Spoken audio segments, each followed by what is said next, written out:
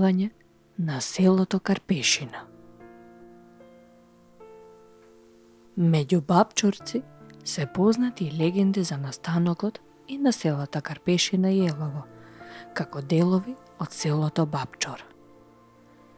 Во Карпешкиот синор имало две групашки села, од кои едното го носело името Марена, а другото Свети Танас.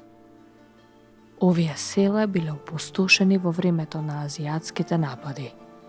И така, местото станало собственост на Отоманската држава, која објавила дека тоа се продава, бидејќи се заорманило и се наполнило со диви ѕверови, поради што се поплакале околните села.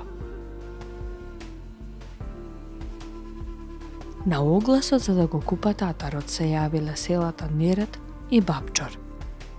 Селаните биле добро запознаени со турскиот режим, односно знаеле дека рушветот врвел повеќе работа од правдината. Селаните од Бапчор избрале од селото човек по име Јане Велиов, кој бил добро запознат со турските закони и бил селски чорбаџија. Тој натоварил 3 товари овча маст и му ја однел на турскиот Валија и на кајмакамот во Битола. Маста е товарил од бачилото што било во местото Клета, до самата Вечо планина, а патувал ноќно време за да не се разлее маста. Патувајќи цела вечер, уште во раното, пристигнал во Битола во дворот на пашата. Јане им изјавил дека е од многу далечно место, дури од Вичо планина, и дека носи овча маст за Валијата и кајмакамот. Тогаш отиде известието до Валијата дека пристигнал таков човек и донел 3 маски натоварени со 6 тулуми овча маст.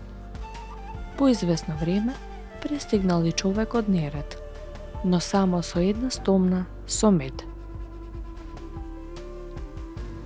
Работата се разрешила во турскиот конак, главното судиште. По известно време се појавил телалот и извикал на турски: Караолан казанди, Сараолан каубети. А тоа значало: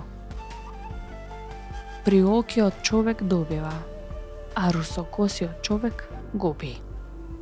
Од тогаш останал спомен од селото Карпешина е купено за 3 товари маст. Бапчорци добија тапија, потпишана од кајмакамот и Валијата. Тогаш селаните си го поделиле тој синор и почнале да го работат. Постепено некои почнале да се преселуваат на новиот имот и така се основало селото Карпешина. Во едно друго предание се вели дека Карпешина е купено за 9 кесиња турски грошеви, а во секоја кесе имало по 500 гроша.